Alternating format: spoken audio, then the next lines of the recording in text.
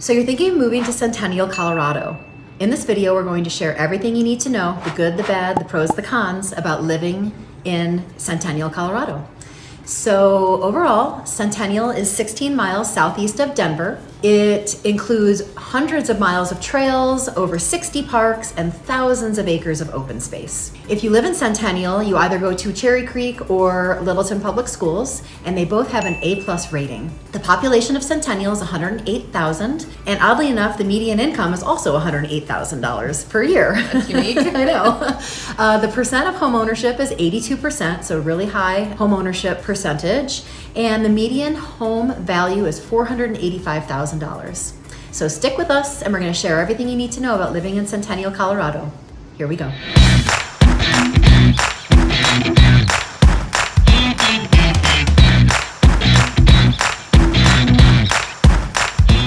If this is your first time to our channel and you want to know everything there is to know about living in Denver, Colorado, today Centennial, Colorado, make sure you tap the bell below for notifications or subscribe so that way you can receive our videos and be the first to know about everything there is in the market in Centennial, Colorado. My name is Michelle Wise. And I'm Cheryl Crown. And we are living in Denver, Colorado.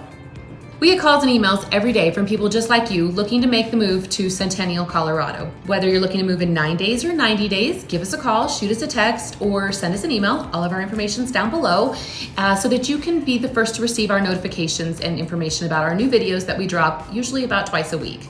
While we are realtors here in the state of Colorado, our main purpose is with these videos is to inform you and give you an idea about the various cities and towns in and around Denver, Colorado, so that you can make an easy transition if you're thinking about moving to Denver. Okay, so Centennial.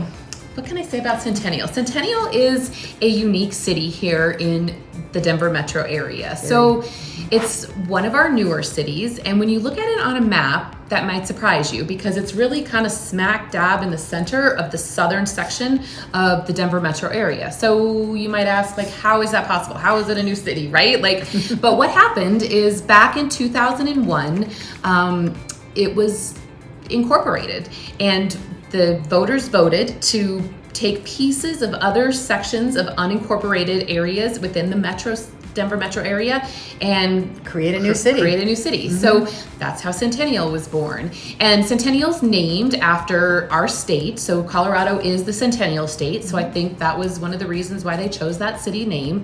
But with that, you'll find that because it is a pocket of various pieces that were kind of put together like a big puzzle, you'll see on the map that it's not your typical town with defined straight borders creating some type of polygon shape. It's a pocket here, tied in with a little narrow piece here. And so with that, when you're talking about the pros and cons of Centennial, you're not gonna have an old specific downtown city center feel. Now, Centennial's done a good job of kind of trying to create that sense of community within Centennial, but it's not that you have one spot that's known as like downtown Centennial. There is a big Centennial Park that they use for a lot of their events that they have. They do laser light shows there, they do farmers markets, but you'll also notice that a lot of the different fairs and festivals around town kind of rotate in different spots throughout the city, which is great if you live on one side of town because it does expand quite a distance from east to west border. So, you know, if you're on the east side, you don't always have to go to the west side to get to a festival or a town. There'll be plenty on your side too. So it's just a little bit different than some of the other towns here that we have in Denver. But one of the biggest things about it, or actually two of the biggest pros of Centennial, is the first is that it was named one of the safest cities in America. So crime rate's really low.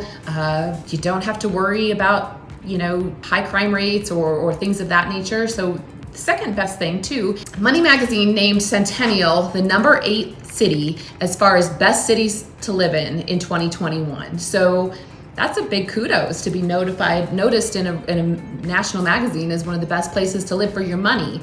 Well, and I think a lot, the school system had a lot to do with that as well. The A+ rating that the schools get for Cherry Creek and Littleton Public Schools played into that, as well as the low crime rate, as well as affordability. I mean, you'll see the average price for a property is less than $500,000, which in the Denver metro area is relatively low. Yeah, especially given, again, its proximity to Denver. Exactly. So You're going to have great proximity at a great price point to get to downtown Denver, the Denver Tech Center, the airport, depending on which side of town you're on, to get to the mountains if you're on the other side of town. So there's a lot of pros and cons, or a lot of pros of living in Centennial, and in regards to its location and what you get for your money, definitely in Centennial. Yeah.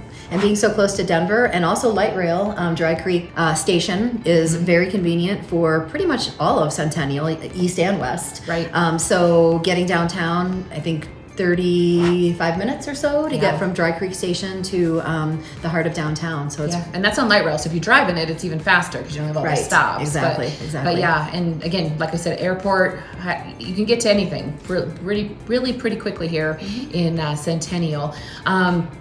One of the other pros about living in Centennial is the variety of neighborhoods. So again, because it was piecemealed together, for a lack of a better word, and I don't mean that offensively, but you get the variety of different sections of Denver conglomerated into one town. So there's a massive amount of new builds in Centennial, a massive amount. So if you want something that's built in the last 5 years, Centennials definitely could be your city for that. If you want something that's older, more mature landscaping, larger lots, things of that nature, you're going to be able to get that too, depending on different portions of Centennial and where you look for that house.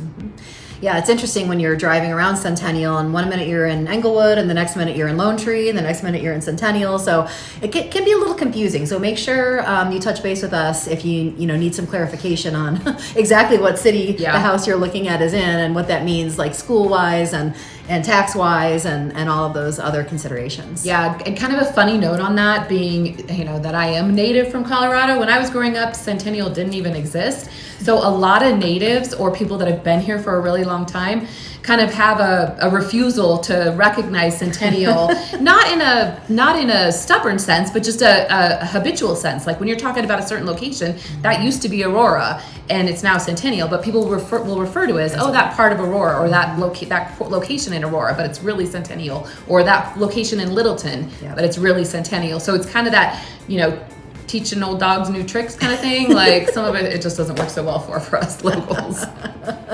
So to wrap things up, thank you for joining us today. That's about all we've got on Centennial. It's a great town. Lots of great things here in Centennial are happening, and it's growing every day too, even though it's pocketed in amongst everything. You'll find anything and everything you need here in Centennial. And so if you're new to our channel, please make sure that you like or subscribe or tap the bell for notifications so you can see more videos like this. And thank you for joining us, and check us out next time. Thank you. Share the love.